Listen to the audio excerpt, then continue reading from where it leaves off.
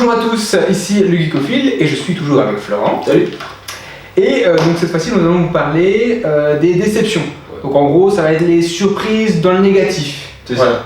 C'est les films qu'on attendait un petit peu, où on se dit tiens ça a l'air vraiment sympa, où le réal a l'air cool, le concept a l'air intéressant. Et en sortant de la salle ou en sortant du visionnage sur Netflix ou tout ça, on s'est dit ouais. Donc c'est pas détestable ou vraiment des grosses merdes, mais on s'est dit on s'attendait vraiment à quelque chose d'un peu plus consistant. Et du coup on va commencer tout de suite avec donc le Déception 5. Déception 5. Et le Déception 5, moi j'ai mis Tenet de Nolan. C'est-à-dire que je l'avais mis dans un top parce que je l'avais quand même trouvé pas mauvais, j'avais quand même trouvé intéressant. Mais voilà, ça reste, je trouve, mal fait pour du Nolan. C'est-à-dire que Nolan nous a habitués à des trucs très complexes, mais tu comprends et c'est fluide et tu comprends bien. Et là, faut quand même... il y a quand même 2-3 trucs qui sont difficiles à comprendre, faut pas non plus, tout le monde dit, faut absolument 2 visionnages. Je l'ai vu qu'une seule fois. J'ai pas eu besoin de le voir 2 fois pour comprendre globalement le film. Il y a des détails évidemment qui m'échappent, mais... En fait, c'est un peu froid, c'est un peu distant et il manque beaucoup d'émotions. C'est surtout ça. Moi, je t'ai dit, dans les Nolan, je les aime à peu près tous. Celui-là, je l'aime bien, mais paradoxalement, ça reste celui que j'aime le moins de tous ces films. C'est ça. Ouais. Donc bon, c'est le film que j'attendais en me disant est-ce que Nolan va me récupérer après quelques films où j'avais un peu de mal avec lui. Bon, c'est pas encore le cas. C'est pas encore, je suis pas encore à 100% fiable en me disant c'est Nolan, j'y vais, je fonce. Ouais, je comprends. Et toi, ton déception 5 moi, ma 5e déception, c'est Voyage vers la Lune de Glenn Keane et John Cart. Alors, sur le papier, le film est vraiment beau. Voilà, c'est des anciens Disney, donc c'est avec cette enfant chinoise ou japonaise, on va dire asiatique pour être sûr, qui veut partir sur la Lune. Je crois que c'est une histoire avec son père ou le souvenir de son père ou un truc comme ça. Et en fait, elle a un projet, voilà, elle est en cours, elle est en train de faire ses petits plans pour faire sa fusée. Et il y a une très belle scène comme ça où elle fait sa fusée et elle va beaucoup plus vite qu'un train. Elle s'envole vers la Lune. Et là, du coup, elle se retrouve devant un paysage féerique. Et dès qu'elle arrive sur la Lune, le film se plante. Mais vraiment, genre, t'as une histoire avec son frère qui va jouer du ping-pong avec la reine de la Lune. Et puis après, elle tombe sur une espèce de chien fluo, sidekick rigolo. Et le film tourne en rond, tu t'attaches plus à rien. Le truc, c'est ultra coloré, mais c'est boursouflé. Et t'as plus de développement de personnage, tu t'attaches à rien. Et ça reste joli, mais extrêmement creux. Et voilà, pour moi, c'est décevant parce que des films d'animation, on en parlera tout à l'heure, j'en ai vu cette année, même qui des fois étaient catalogués pour enfants. Mais là, j'ai l'impression que c'était un peu le fond d'un marmite, tu vois, genre on n'avait pas vraiment d'idées, mais on a des bons dessinateurs, ça suffit pas quoi, il faut un peu plus, voilà. Je passe à mon déception numéro 4. Moi c'est un film où j'avais vu l'affiche et en voyant l'affiche je me suis dit tiens ça peut être pas mal, c'est J'irai mourir dans les Carpates, donc de Antoine de Maximi. Donc Antoine de Maximi c'est celui qui a fait J'irai dormir chez vous, donc il y a une émission qui avait été diffusée sur France Télévisions je crois. Et en fait, ici, il s'imagine qu'en fait, une de ses aventures se passe mal, il disparaît et on suit l'aventure à travers les yeux de sa monteuse qui récupère les rushs. Il y a des rushs manquants et puis on va avoir tout plein de théories de comment il a pu disparaître, qui a pu le capturer et tout. Je sais pas si on avait parlé de ce film.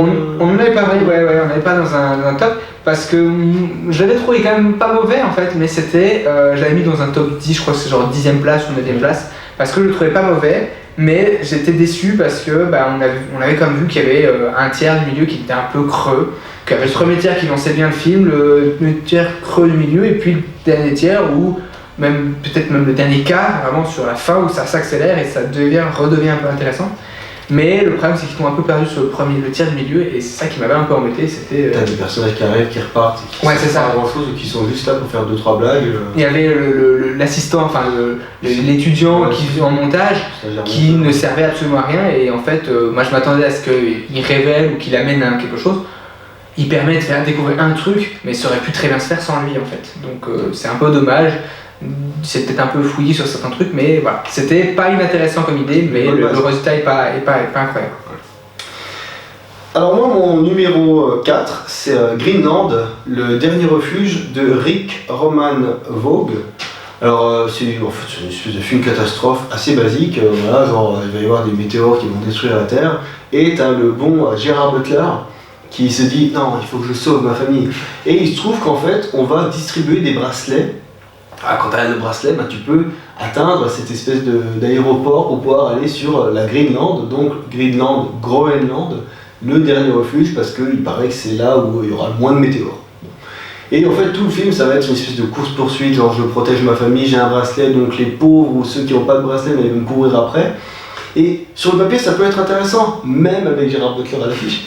Mais le problème, c'est l'espèce de pathos absolu et le truc ultra prévisible. Genre, il y a un gamin, genre il a de l'asthme ou un truc comme ça, et tu te dis, bon, il faut surtout pas qu'il parte sans son truc contre l'asthme, tu vois. Et puis à un moment, ils sont en voiture, alors il fait tomber la Ventoline, voilà, la Ventoline, et puis là, le père il doit rechercher dans la voiture. Je suis putain, c'est ultra prévisible. Et alors, ce qui m'a achevé, c'est une scène de flashback. Genre ils sont en famille, tu vois, tout va bien à un moment donné, et là ils ont des flashbacks de il y a 3 ans quand ils étaient en famille autour d'un gâteau d'anniversaire, mais tu vois le vieux flashback pourri que t'as déjà vu 1000 fois. Et moi j'étais comme ça, je fais non mais achevez-moi, c'est pas possible quoi. C'est pas horrible, je veux dire, voilà, en termes de film de catastrophe, j'ai déjà vu plus catastrophique. mais alors au niveau du déroulé, je sais pas, j'ai pas été pris, j'étais pas du tout dans l'émotion quoi. Vraiment il y avait un blocage par rapport à ça. Ok. On passe à déception numéro 3. Moi, déception numéro 3, c'est un dessin animé qui s'appelle Nous les chiens. On l'a vu ensemble, on en a parlé aussi. C'est désolé pour la prononciation, Lee Shubaek et Oh Seon-yoon. Je pense que ça se prononce à peu près comme ça, mais je ne veux pas dire trop de bêtises. Et donc ce film, ça parlait donc, on suivait des chiens qui étaient abandonnés, voilà, il y avait tout un côté, les chiens abandonnés, ils vont essayer de se retrouver et partir dans un endroit en fait où apparemment c'est un peu un paradis pour chiens, donc, ils vont essayer de chercher. Ça fait un peu le même speech que Greenland quand je le dis, là je me rends compte. Mais en fait, j'étais assez déçu, puis en fait surtout qu'on n'a pas tout compris la fin en fait. C'est-à-dire qu'à la fin, on a l'impression qu'ils arrivent en Corée du Nord et puis on se dit, mais c'est ça l'île, ok. Vu que c'est un film sud-coréen, on n'a pas compris qu'ils sont pro-nord-coréens. Et en fait, c'est un peu, le film est beau, il est un peu longuet, il y a 2-3 scènes qui sont belles, voilà, il y a une scène avec l'autoroute, je trouve qu'elle était intéressante, mais la conclusion, on était un peu d'accord.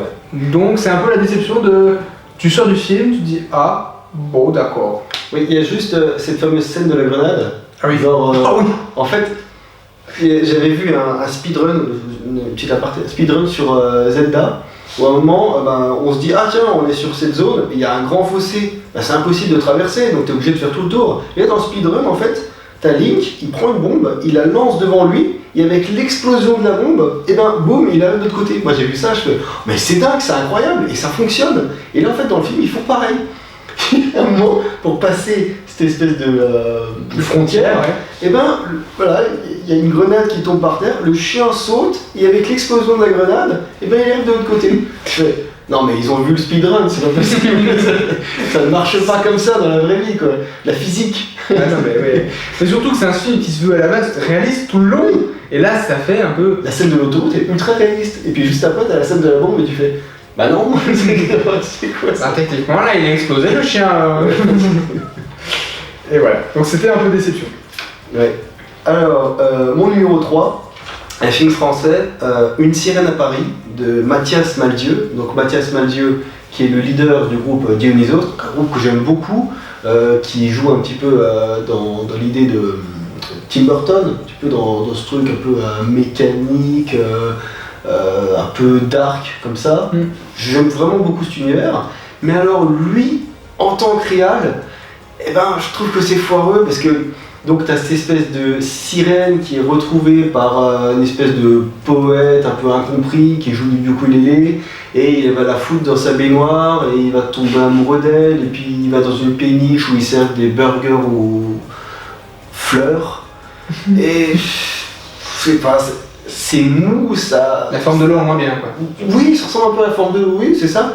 Mais putain, ça rame. Et à un moment dans le film, t'as quand même Mathias Maldieu qui joue avec Dionysos dans la péniche. Alors je me dis, ah oui, ça va, le gars c'est le plaisir. mais je sais pas, ça suffit pas, quoi. T'as des bons acteurs derrière, mais là encore, une espèce d'histoire d'amour. Hein. Oh là. Alors vraiment, en termes de romance, c'est pas accroché.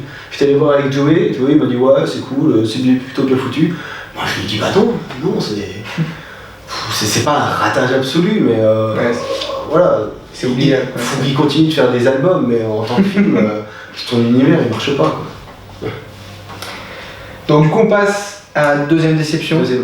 Moi deuxième déception c'était Balle perdue. Ouais. Donc de Guillaume Pierret qui est sur Netflix.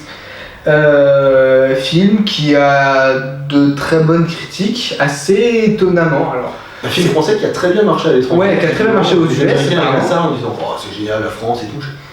Et en fait, c'est sympa, mais c'est pas non plus le grand film d'action qu'on pouvait attendre, quoi. Je suis un peu déçu parce que j'adore Alban Lenoir qui joue l'acteur, qui joue le personnage principal dedans.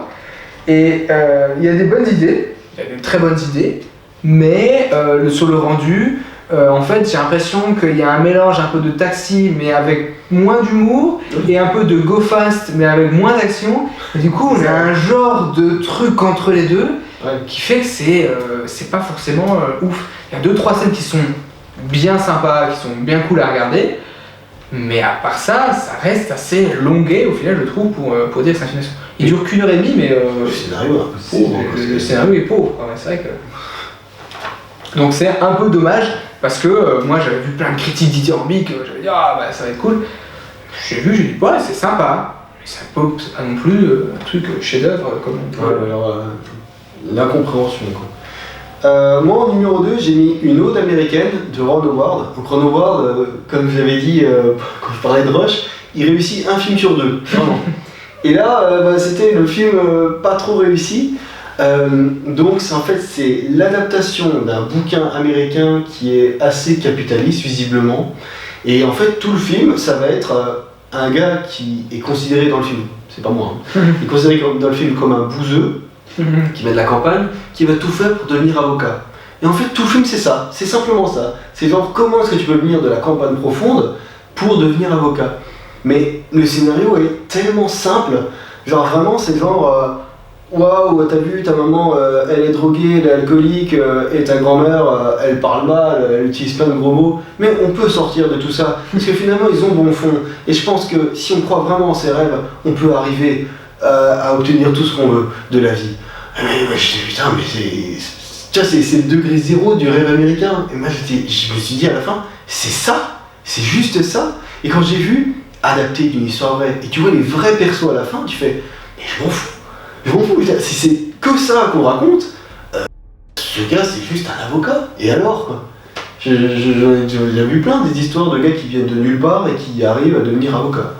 Mais vraiment genre, Ron Howard, bon d'accord, t'as adapté un bouquin qui est apparemment assez connu en Amérique, mais pour rendre ça, j'ai vraiment déception quoi. Il y a des bons acteurs dedans, Glenn Close, Amy Adams, mais c'est tout, quand je l'entends qu'ils disent ouais, il faut qu'il soit absolument nommé meilleure actrice aux Oscars, même pas.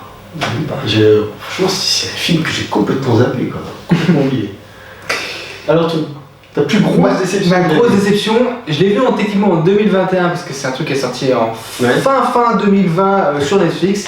C'est le dernier Robert Rodriguez. Ah, oui. Et en fait, donc ça s'appelle C'est nous les héros en français, hein, je sais plus, c'est We Can Be Heroes, je crois, on reprend la chanson de David Bowie dans le film. Ouais.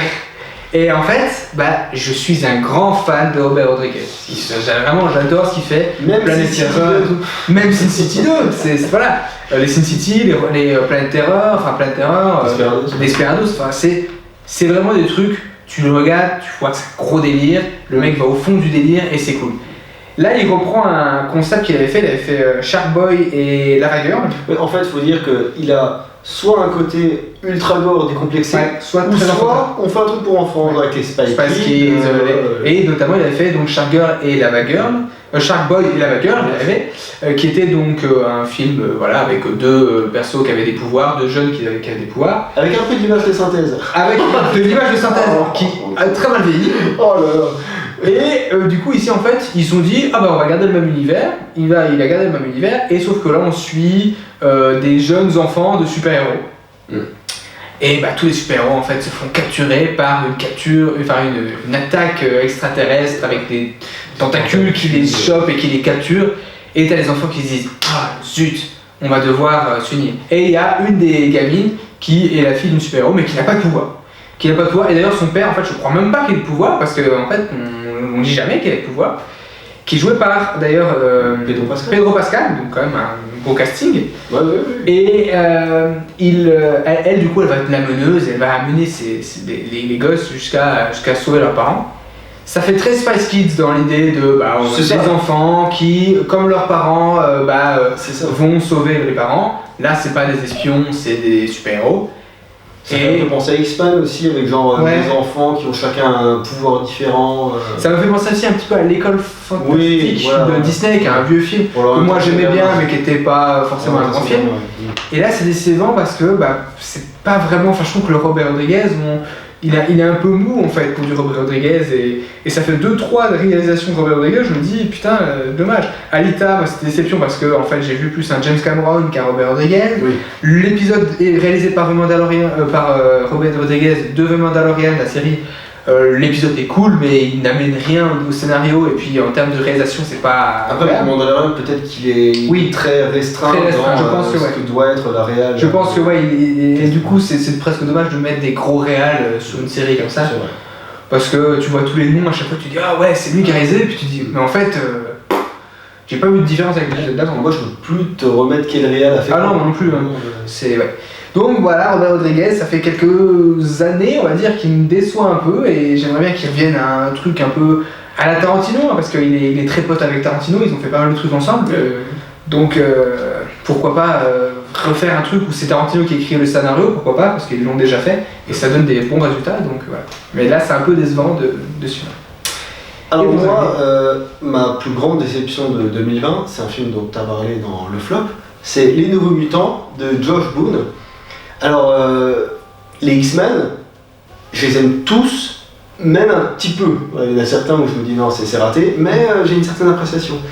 Là, j'ai l'impression qu'avec ce film, c'est comme s'il s'était dit hey, on a vu Brave Pass Club, donc avec ces jeunes qui sont en une journée de colle dans un lycée, et donc ils ont des problèmes, tu vois, il y en a, ils savent pas vraiment ce qu'ils veulent faire, s'ils sont amoureux, un peu transis, tout ça, ils ont cassé un truc, il faut qu'ils demandent pardon.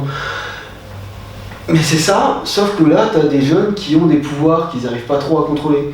Mais en fait, tout le film, c'est comme s'il avait les poings liés. Je veux dire, c'est pas assez dark pour être prenant, le scénario n'est pas assez développé, et comme tu disais, je veux dire, t'as une espèce de mystère, genre, oh là là, c'est quand même bizarre une aussi grande Matisse pour aussi peu d'élèves. Mais est-ce que cet élève, enfin ce mutant qui ne connaît pas ses pouvoirs, il n'aurait pas un pouvoir plus psychologique que les autres? Et tout le film est amené comme ça, et tu sens, tu le vois, le secret qui grossit de plus en plus. Mais je sais pas, il y a des scènes qui sont grotesques, genre la scène de la piscine, genre le gars qui s'enflamme, puis après non, on le pousse à un cavalier dans l'eau, et ah non, en fait il y a l'eau qui a fondu, et évaporé d'un coup. C'est grotesque, tu crois pas une seule seconde. Et puis la fin, je vais pas la révéler, mais c'est comme si c'était dit, non, sur la fin il nous faut un truc un peu blockbuster, on va faire un truc bien gros qui va tout détruire. Mais je sais pas, c'est pas prenant, je me rappelle la peine du film. Non, c'est vrai, c'est dommage parce que moi j'avais vraiment. Ça fait en plus ce film, ça fait genre 3 ans qu'il est sorti. Ah oui, voilà, la hype était montée, et puis après j'avais vu. Il a en fait la hype, il nous la relançait de temps en temps en disant en fait ça va être là qu'il va sortir, Puis on a vu tous les problèmes de studio, il y avait des problèmes ils ont changé de trucs, on s'est dit bon, ça commençait à puer un peu, et puis le film. C'est pas terrible. Bon. En tout cas, là on a fini de râler, on a fait le flop, on a fait les déceptions, On va parler maintenant du top et des bonnes surprises. Parce que c'était une mauvaise surprise. On va parler des bonnes surprises dans 2 autres vidéos. Donc on se dit à très vite. Finité. Incantatem.